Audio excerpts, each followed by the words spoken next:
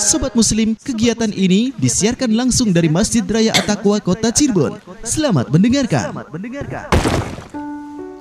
Assalamualaikum warahmatullahi wabarakatuh. Alhamdulillahirrabbilalamin. Wabihi nasta'in wala umru dunia wadin. Wassalatu wassalamu asrofil anbiya'i wal mursalin wa ala alihi washabihi ajmain amma ba'du. Halo Sobat Muslim dan Sobat Maritim dimanapun Anda berada, kembali bertemu lagi bersama saya Sasa Kembung. Tentunya masih di dalam program Geladak, Gelaran Dakwah At-Taqwa. Tentunya Geladak hadir pada setiap hari Senin hingga hari Sabtu pada pukul 17.00 hingga waktu Indonesia hingga waktu maghrib tiba. Mohon maaf sebelumnya agak sedikit deg-degan nih, karena tentunya di hari ini kita akan dihadirkan narasumber luar biasa kita, yaitu ada Dr. Budi Manfaat MSI. Sebelum kita ke materi, kita sapa terlebih dahulu nih. Assalamualaikum Ustadz. Waalaikumsalam warahmatullahi wabarakatuh. Aduh Ustadz, gimana nih kabarnya hari ini Ustadz? Alhamdulillah sehat walafiat. Alhamdulillah ya. Walaupun dari pagi kalau bisa dibilang mendung-mendung ya Ustadz. Betul, ya betul. Adem-adem tapi ngelekep. Nah. Oke Ustadz, di hari ini kira-kira apa nih yang akan dibawakan, materi apa yang akan dibawakan oleh Ustadz pada hari ini? Ya, sore ini spesial ya, saya memberi judul Penyakitnya Orang Modern.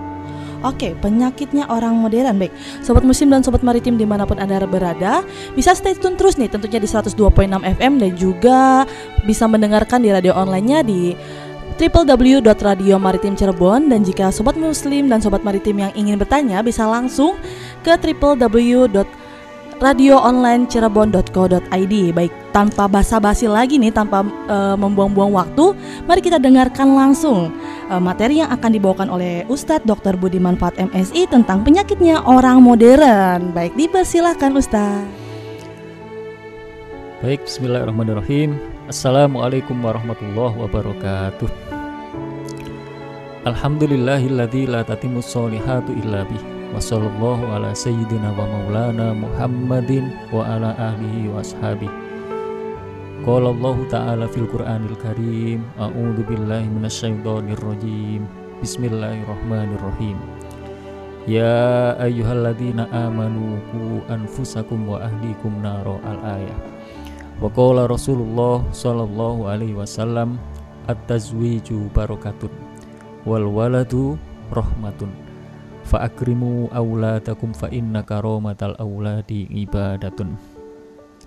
Sahabat pendengar dimanapun berada, alhamdulillah sore hari ini kita kembali diberi kesempatan oleh Allah untuk merenung ya. Jadi sore tadi sudah disebut oleh hostnya ya. Jadi suasananya juga sangat tenang ya. Jadi dari pagi tidak begitu panas seperti hari-hari biasanya ya. Dan selama beberapa menit ke depan sampai dengan menjelang adzan maghrib, kita manfaatkan ini untuk merenung ya. Terutama adalah kita statusnya sebagai orang tua ya. Jadi sesi ini adalah sesi parenting, yaitu sesi tentang pengasuhan anak, dan ini adalah sesuatu yang sangat penting ya. Karena berkeluarga itu atau menjadi seorang ayah itu, menjadi seorang ibu itu syarat dengan ilmu begitu ya. Jadi tidak cukup kita berkeluarga itu yang penting ekonomi mapan ya.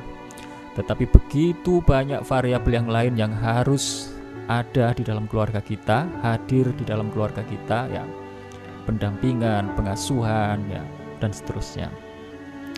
Dan sore ini saya spesifik ya, yaitu bicara tentang penyakitnya orang modern ya. Jadi orang modern itu ya kita ini ya. Kita ini sudah bisa disebut hidup di zaman yang modern ya.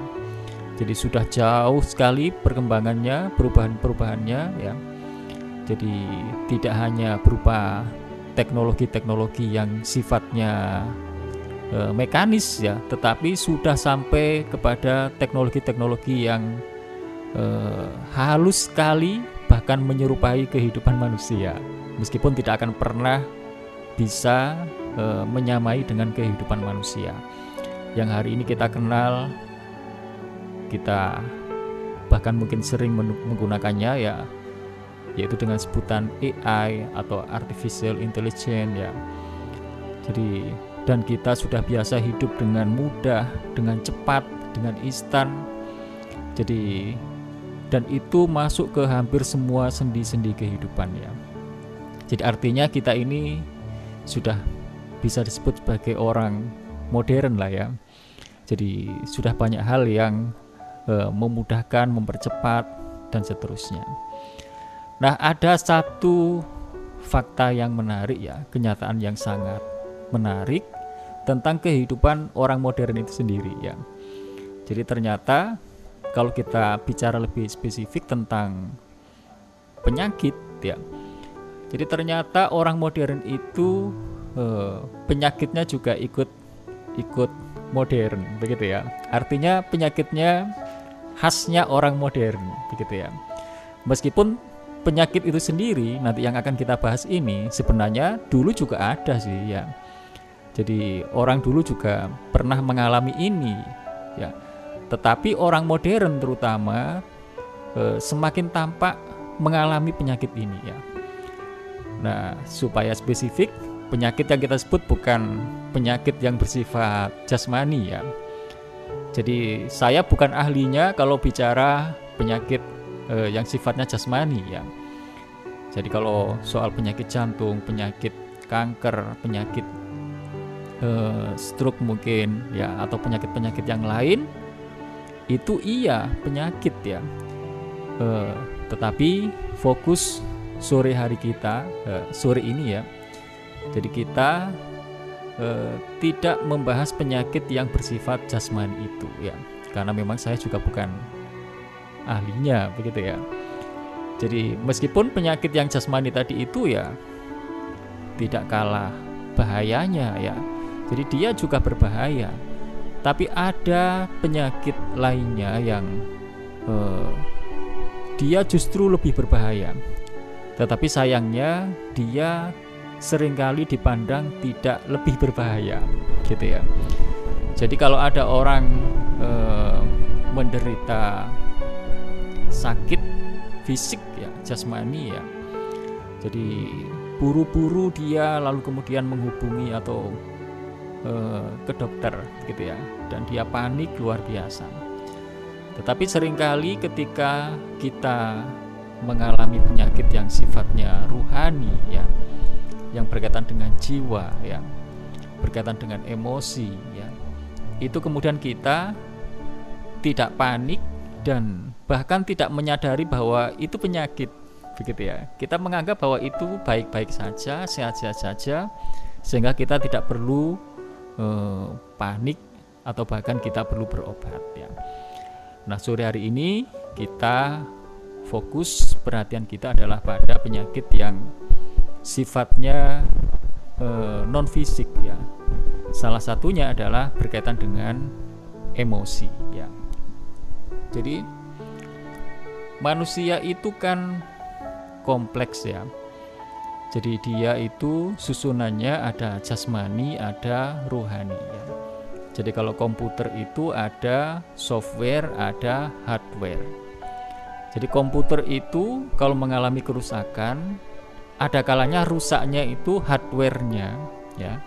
Mungkin memorinya patah, atau mungkin hard disk-nya retak gitu ya.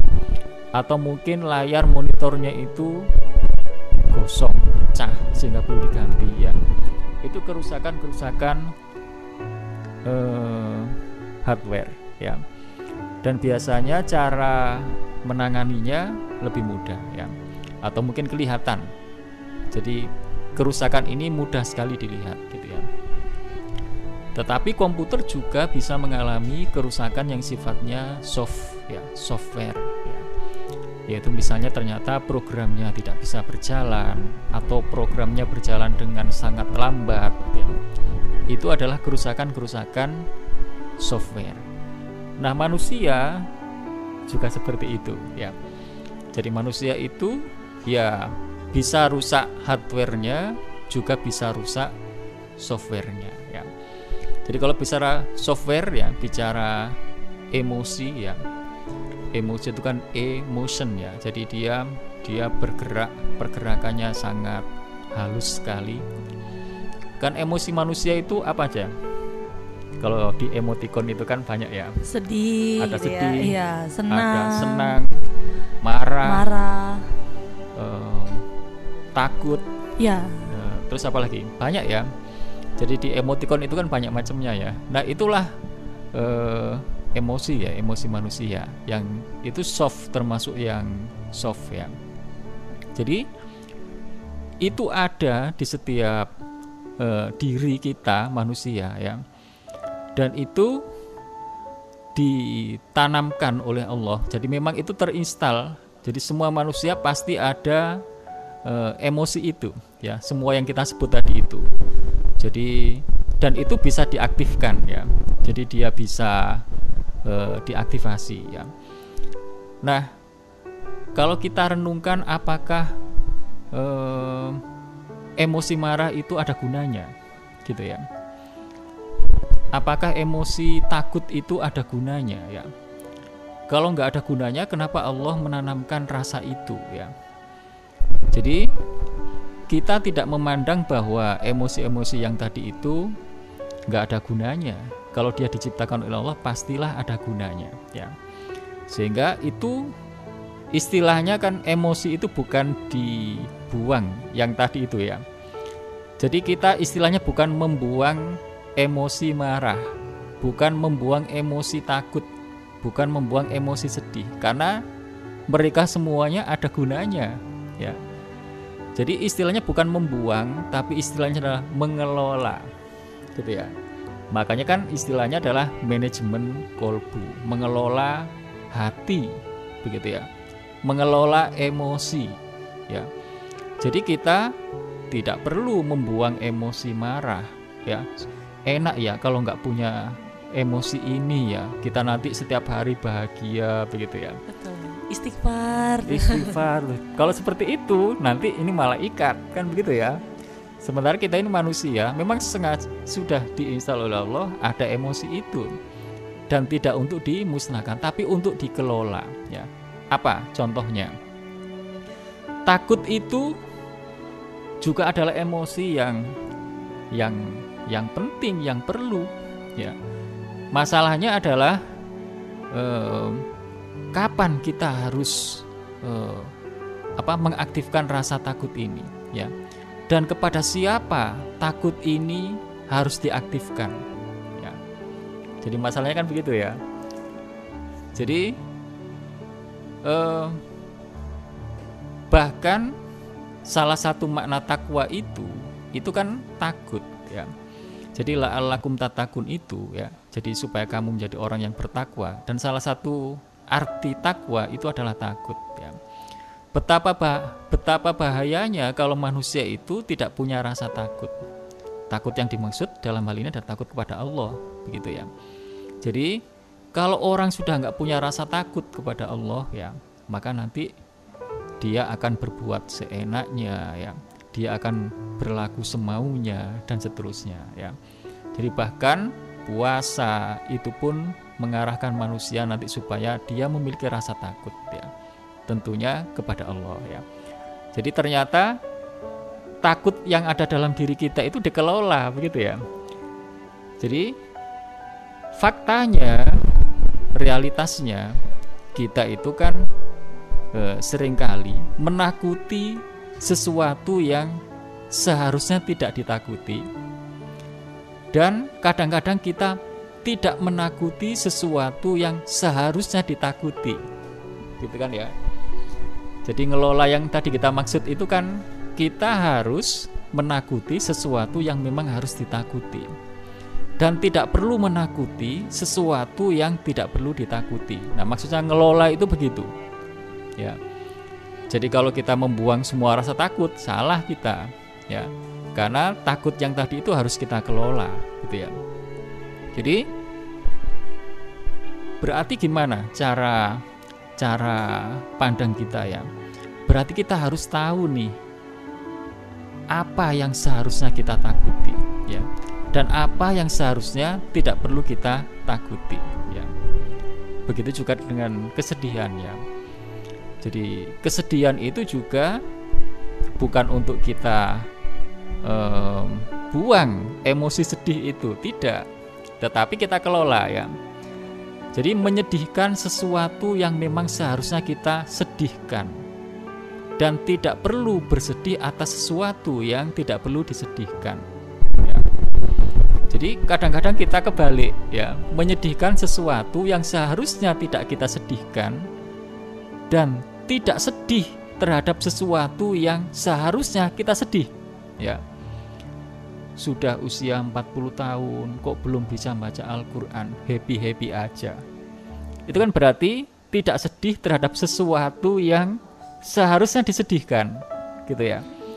Jadi, dan kebalikannya, kita sedih terhadap sesuatu yang seharusnya tidak perlu kita sedihkan ya. Misalnya apa?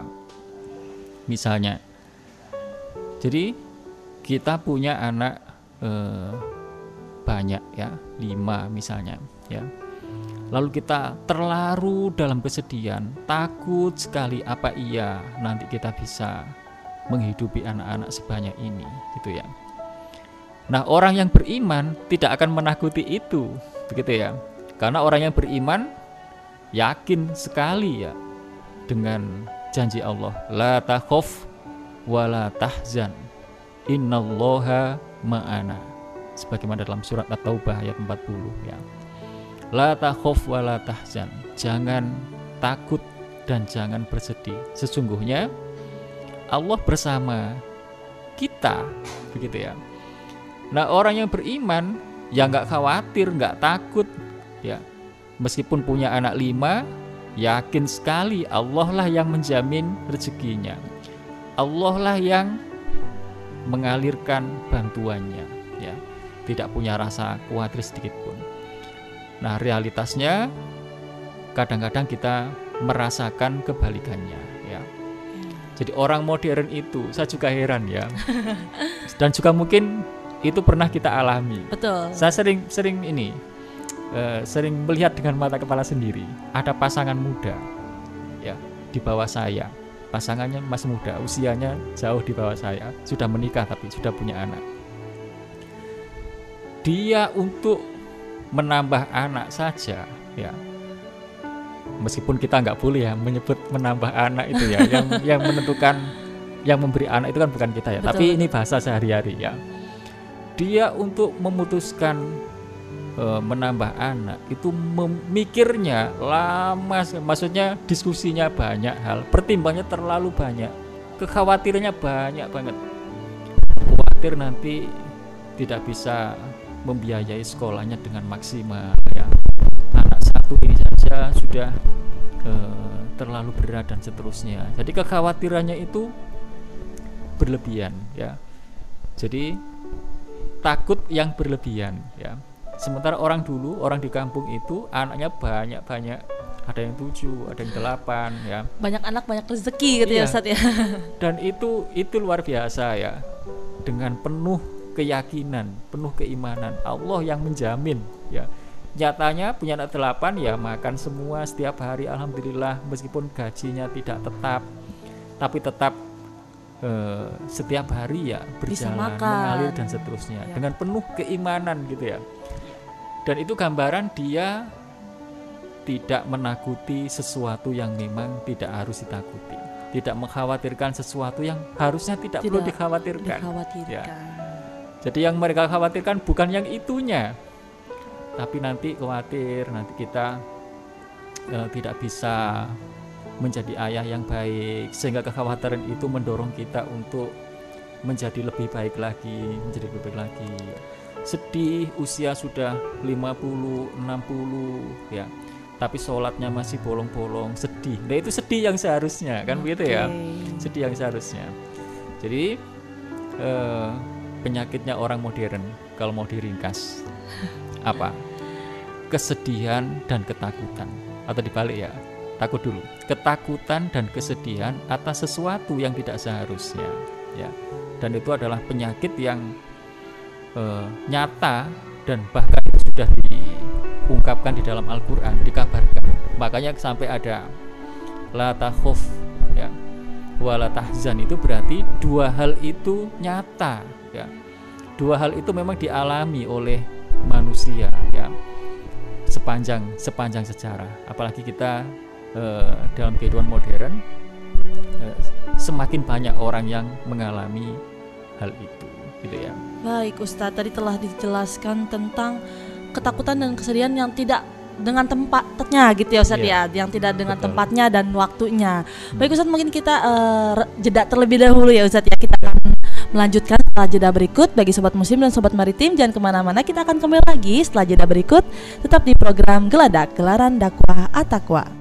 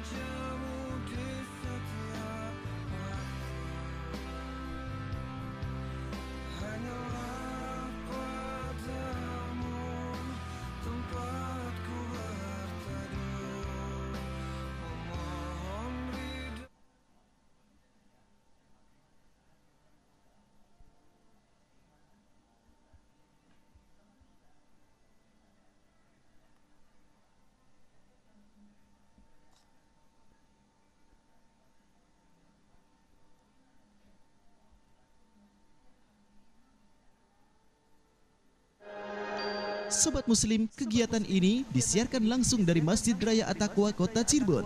Selamat mendengarkan. Baik Sobat Muslim dan Sobat Maritim dimanapun Anda berada, kembali lagi tentunya masih dalam program Geladak, Gelaran Dakwah At-Taqwa. Baik Sobat Muslim dan Sobat Maritim, mari kita lanjutkan nih pembahasan kita terkait penyakitnya orang modern. Tentunya pada narasumber hebat kita yaitu Dr. Budi Manfaat MSI. Tapi dokter, ada sedikit pertanyaan nih dari saya. Iya. Gimana sih dalam pandangan Islam dalam, kan sekarang nih masa modern ini nih banyak sekali orang membicarakan tentang mental illness atau gangguan mental gitu. Nah, apakah hal tersebut tuh ada kaitannya dengan kurang baiknya kita dalam mengontrol emosi atau kurangnya pendekatan diri kita kepada Allah tuh, Ustaz? Begitu. Iya, betul ya. Jadi ini realistis banget ya, maksudnya realitas sekali. Jadi faktanya begitu ya. Jadi hari ini kita sering mendengar istilah itu ya. Jadi banyak orang mengalami gangguan ya, mental ya. Jadi gangguan terkait kesehatan mentalnya ya. Dan itulah yang kita bahas sore hari ini, begitu ya. Dan pertanyaannya, kenapa bisa begitu ya? Kenapa lalu kemudian orang mengalami hal itu ya? Maka kalau kita tarik persis sekali, itulah sebabnya kenapa pendidikan yang paling utama pertama itu adalah pendidikan keimanan, gitu ya. Dan itu menjadi pondasi, menjadi landasan. Jadi anak-anak kita itu harus kita pastikan mendapatkan pendidikan ini ya. Jadi pendidikan yang pertama ya dan utama itu adalah pendidikan keimanan. Sebelum mereka nanti lalu belajar bahasa Inggris, belajar matematika, belajar coding dan seterusnya, itu bumbu-bumbu saja ya. Itu kembangan-kembangan yang kecil sekali ya. Jadi kalau digambarkan dalam sebuah pohon itu hanya daun-daun yang kecil, kuncup-kuncup kecil aja ya. Tetapi yang paling utama menjadi pondasi, menjadi akarnya itu adalah ya keimanan itu ya. Jadi ketika keimanannya itu kokoh, nanti itu mempengaruhi batangnya ya, mempengaruhi cabang-cabangnya, mempengaruhi ranting-rantingnya ya. Jadi kita mulai dengan hal yang sederhana aja ya. Jadi misalnya adalah dengan dialog-dialog sederhana dengan anak yang masih kecil ya, anak kita yang masih kecil. Nah, kenapa kalau kita dipuji oleh orang itu harus mengungkapkan alhamdulillah ya? Kenapa kok kita mengungkapkan itu ya? Jadi kenapa itu yang diajarkan ya? Yaitu kita membalasnya dengan alhamdulillah. Jadi ada orang memuji kita, lalu kita mengungkapkan atau mengekspresikan alhamdulillah. Yang alhamdulillah itu artinya adalah segala pujian bagi Allah, gitu ya. Jadi orang memuji kita, lalu kita menegaskan pujian-pujian itu milik Allah, kan begitu ya. Jadi karena Allah lah yang menghebatkan. Jadi kita juara 1 ya. Lalu ada orang memuji kita, lalu kita bilang alhamdulillah, Allah lah yang layak dipuji. Jadi pujian-pujian ini sebenarnya adalah untuk Allah, begitu ya. Nah, kalau kita begitu ya, selalu itu ekspresinya, maka itu adalah perisai kita untuk tidak mudah sombong, kan begitu ya. Jadi kenapa orang mukmin itu nggak mudah sombong? Gimana bisa mudah sombong? Wong dia ekspresinya kalau dipuji orang sudah terbiasa mengucapkan alhamdulillah, yang itu artinya adalah pujian-pujian itu sebenarnya milik Allah. Jadi dia sudah tertanam begitu ya. Jadi pendidikan keimanan itu memang harus pertama sekali ya. Yang kalau itu nanti kuat ya, kan menanamkan keimanan itu nggak bisa melalui workshop yang sehari 2 hari ya, ya kan?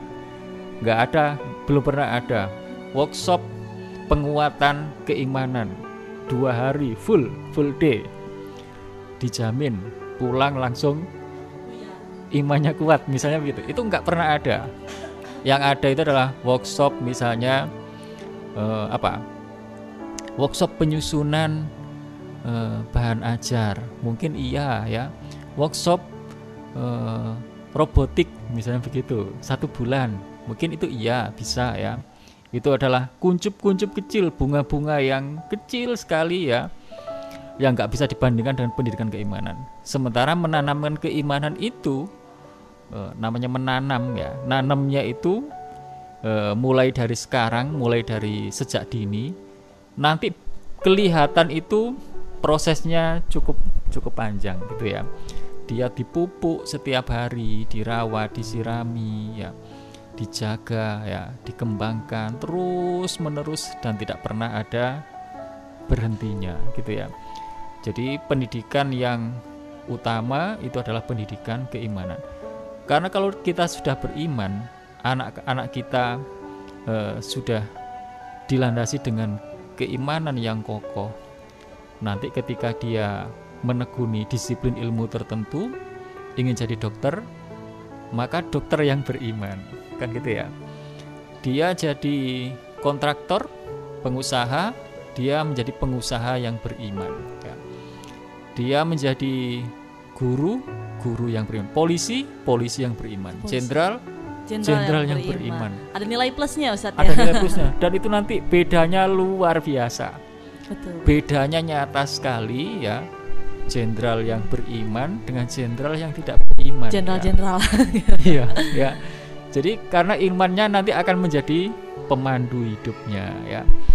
Jadi dokter yang beriman itu ya, semua aktivitasnya ya diniati ibadah ya. Semua aktivitasnya dia yakin bahwa itu nilai-nilai itu adalah ya perintah Allah, begitu ya. Jadi ternyata itu dampaknya kemana-mana ya. Jadi maka orang beriman itu pasti orientasinya adalah tidak hanya uang, begitu ya. Uang itu kecil banget, begitu ya. Jadi kuncup-kuncup kecil tadi itu ya. Jadi yang paling besar itu adalah ya keimanan itu sendiri, yang kita yakini itu akan mengantarkan kita untuk hidup sukses yang sesungguhnya, kan begitu ya. Jadi kalau kembali ke pertanyaan tadi, iya, kenapa banyak orang hari ini mudah galau? Sedikit-sedikit healing, sedikit-sedikit healing yuk, refreshing yuk, rekreasi yuk. Kita jadi bingung ya. Healing itu kan untuk orang yang beberapa hari terakhir atau beberapa bulan terakhir begitu sibuknya, begitu padat aktivitasnya, begitu banyak sekali kegiatan-kegiatannya ya. Jadi kontribusinya tiap hari ya, kiprah-kiprah yang begitu banyak. Di sela-sela itu kita ingin misalnya rehat sebentar, menepi, lalu ke tempat yang menyenangkan. Kita lalu jadi bingung ketika kita hampir tiap hari kelihatan mager, hampir tiap hari kelihatan nganggur, nongkrong-nongkrong saja, ngopi-ngopi saja, kok bilang mau healing. Itu kan kita bingung kan. Jadi healingnya itu dari apa, kan begitu ya. Jadi kenapa banyak orang mengalami bosan ya, seperti waktu ini panjang, sia-sia ya, banyak hal yang terbuang percuma ya, dan menyedihkan sesuatu yang harusnya nggak disedihkan, dan harusnya dia menyedihkan sesuatu yang disedihkan ya, tapi itu tidak terjadi ya. Jadi dia galau, dia tidak punya arah, dia tidak punya makna hidup ya. Jadi orang yang beriman, dia pasti punya makna dalam hidupnya, dan makna hidup itulah yang akan menjadikan kita ini istiqomah ya, konsisten ya, yakin bahwa inilah jalan menuju keselamatan dunia dan akhirat gitu ya. Mungkin begitu ya. Oke Ustadz, mungkin boleh satu pertanyaan lagi? Iya. Wah, satu pertanyaan lagi ya Ustadz ya. Apa sih dampak positif dari kita telah mengontrol emosi itu terhadap keharmonisan mungkin dalam keluarga, dalam lingkungan sekitar, dan dalam teman-teman tuh, kira-kira dampaknya tuh apa Ustadz menurut ajaran Islam ini? Iya. Ini bagus banget ya. Betul. Suasana hati mempengaruhi suasana lingkungan. kan gitu kan ya. Jadi di dalam rumah isinya itu ada 6 orang ya, ayah, ibu, anak-anak ya, dan mungkin di situ ada kakek nenek yang ikut di situ. Satu saja yang kemudian suasana hatinya kacau, itu bisa mempengaruhi lingkungan sekitar gitu ya. Ikut kecipratan nggak enaknya, dampaknya ya. Gitu ya. Jadi lalu bawaannya marah-marah, lingkungannya menjadi kacau ya. Jadi suasana hati mempengaruhi suasana lingkungan gitu ya. Nah, kalau kita urai lebih lanjut, suasana hati itu juga dipengaruhi oleh suasana pikiran gitu ya. Kan di diri kita itu ada pikiran, ada perasaan gitu ya. Ada otak, ada hati kan gitu ya.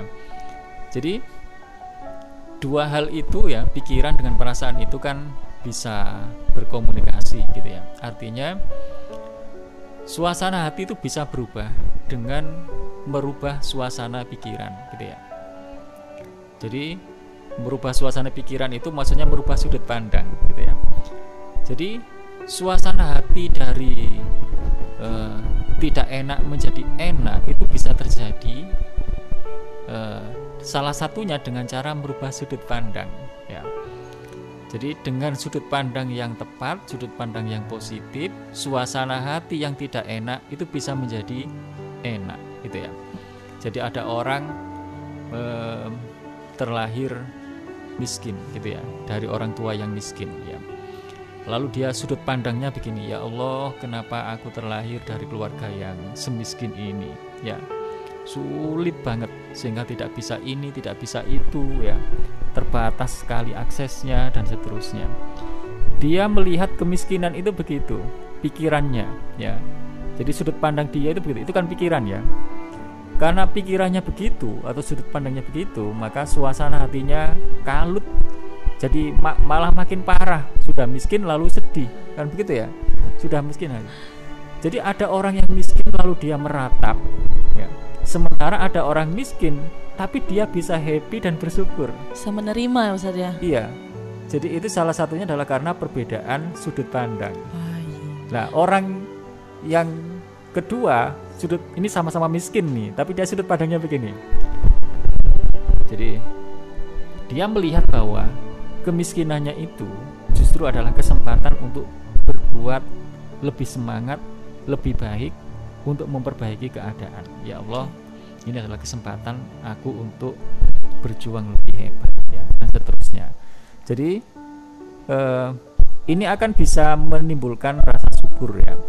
Jadi rasa syukur itu lalu membahagiakan ya. Jadi ternyata sudut pandang yang diubah dari negatif ke positif itu bisa merubah suasana hati ya. Sama kalau ini masih cukup ya waktunya ya. Masih ada ya. Masih ada. Jadi ada dua laki-laki nih. Dua laki-laki sama-sama laki-laki miskin nih ya. Ini ceritanya dua laki-laki yang sudah siap menikah usianya.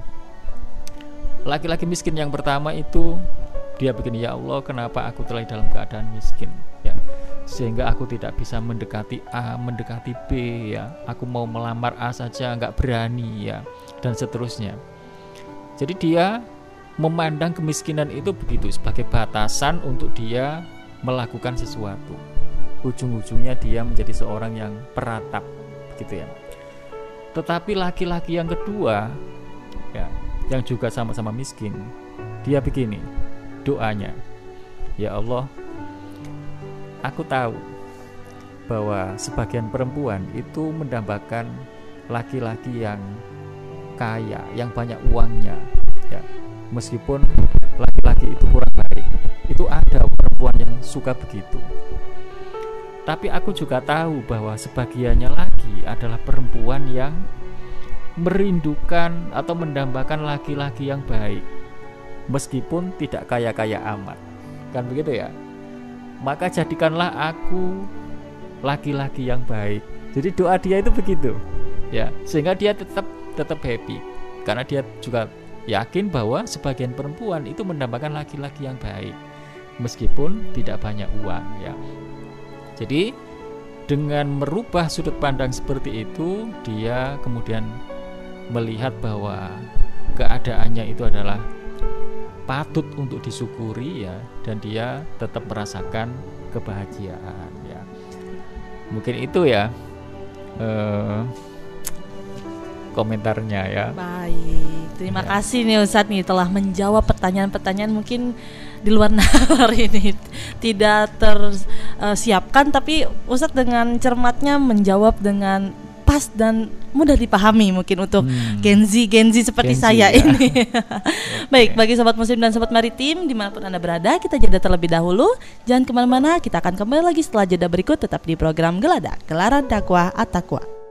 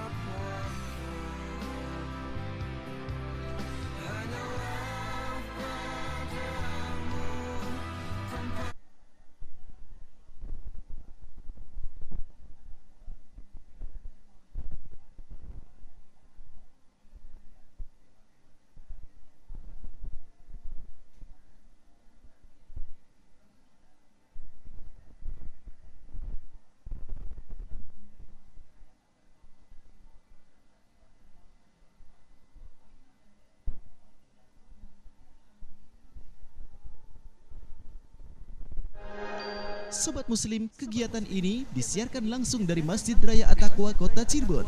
Selamat mendengarkan. Baik Sobat Muslim dan Sobat Maritim dimanapun Anda berada, kembali lagi masih dalam program Geladak Gelaran Dakwah At-Taqwa. Nah baik Ustadz, sepertinya kita udah setengah jam nih berbincang-bincang mengenai penyakit orang modern. Tadi yang dipaparkan oleh Ustadz sangat luar biasa sekali materinya.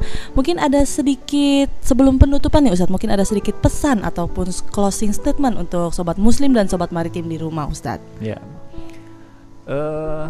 sebagai orang tua kita mari ya menerapkan konsep ini di keluarga kita gitu ya, untuk anak-anak kita, yaitu agar anak-anak kita ya, juga termasuk istri atau suami kita, tidak menakuti sesuatu yang seharusnya tidak ditakuti, dan agar kita lalu menakuti ya sesuatu yang memang harus ditakuti ya. Jadi dengan konsep-konsep yang aplikatif begitu ya diterapkan. Nah, ngapain kamu khawatir habis kuliah nggak dapat kerjaan? Ngapain kamu khawatir kayak begitu? Ya, Allah yang menjamin gitu ya. Itu berarti meyakinkan, menanamkan pada anak-anak kita supaya mereka tidak mengkhawatirkan sesuatu yang harusnya tidak dikhawatirkan. Nah, itu bukan area kamu ya. Itu bukan yang harus kamu pikirkan. Itu bukan kamu yang harus memikirkan kayak begituan. Yang ngurus bukan kamu ya, tapi Allah gitu. Dan begitu sebaliknya. Nah, kamu harus takut ya kalau Allah tidak ridho dengan pekerjaan kamu ya. Jadi jangan sampai Allah kemudian jangan sampai kemudian pekerjaan kamu itu termasuk pekerjaan yang tidak diridhoi Allah. Kamu harus takut itu ya nak ya. Jadi kamu nggak boleh hanya mengejar uang ya. Itu berarti menanamkan supaya anak-anak kita itu memang harus takut pada sesuatu yang harus ditakuti gitu ya. Jadi inilah yang harus kita tanamkan di dalam diri kita dan di dalam keluarga kita ya. Kalau tidak begitu, maka ketakutan dan kesedihan yang tidak sesuai itu adalah sungguh itu sebuah penyakit besar ya. Bahkan jauh lebih besar dari penyakit yang bersifat fisik. Mudah-mudahan Allah menjadikan kita sebagai keluarga yang sehat jasmaninya, sehat rohaninya. Amin. Ya. Dan mudah-mudahan keluarga kita dijadikan oleh Allah sebagai keluarga yang selamat di dunia dan akhirat, keluarga yang bahagia ya. Yang selalu saya suka mengatakan ini, bahwa keluarga bahagia itu adalah tandanya salah satunya keluarga yang diam-diam saling mendoakan. Amin. Gitu ya. Jadi orang tua diam-diam selalu mendoakan yang terbaik untuk anak-anaknya. Anak-anak kita nanti insya Allah akan diam-diam juga selalu mendoakan yang terbaik untuk kita orang tuanya gitu ya. Amin ya rabbal alamin. Ada kurangnya mohon maaf. Wassalamualaikum warahmatullahi wabarakatuh. Waalaikumsalam warahmatullahi wabarakatuh. Terima kasih untuk narasumber luar biasa kita yang sudah membahas terkait penyakit orang modern nih. Baik Sobat Muslim dan Sobat Maritim dimanapun Anda berada, semoga apa yang telah disampaikan senantiasa bermanfaat dalam kehidupan kita sehari-hari bagi kita semua dan pada Sobat Muslim dan Sobat Maritim yang mendengarkan dimanapun Anda berada. Baik, mungkin saya sedikit punya kesimpulan nih atau catatan yang tadi telah kita dengarkan, materi yang kita telah dengarkan, yaitu penyakit ini tidak bersifat jasmani yang dianggap remeh. Penyakit ini bersifatnya non-fisik, yang salah satunya adalah berkaitan dengan emosi. Kerusakan yang nampak lebih mudah untuk diatasi daripada kerusakan yang tidak nampak, seperti komputer yang memiliki sistem hardware dan software. Nah, adapun emosi yang kita miliki ini kira-kira ada gunanya tidak nih? Tentunya emosi yang kita miliki ada gunanya, karena Allah telah menciptakan emosi.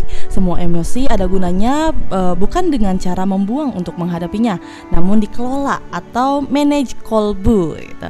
Nah,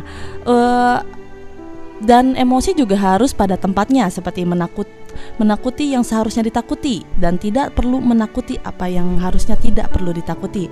Terkadang suasana hati pun dampaknya akan mempengaruhi nih pada lingkungan kita. Contohnya, dan cobalah ubah pikiran Anda ke yang lebih positif, maka kemungkinan hati juga akan berubah positif juga, karena hati dan pikiran itu saling berkaitan.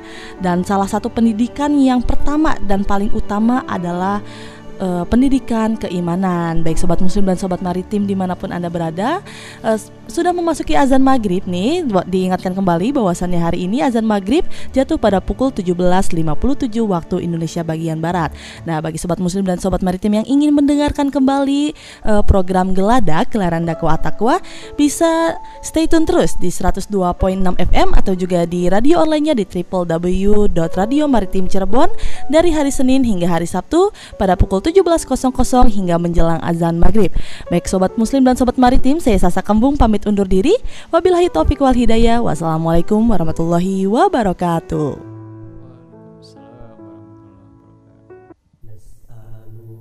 Ya man huwallahu alladhi la ilaha illa huwar rahmanur rahim al-malikul quddusus salamul mu'minul muhaiminul azizul jabbar al-mutakabbirul khaliqul bari'ul musawwirul ghaffar al-qahharul wahhabur razzaqul fattahul alim al-qabidul basitul khafid ar-rafi'ul mu'izzul muzil sami'ul basirul hakamul al-latiful khabir al-alimul azim al-ghafurul syakur.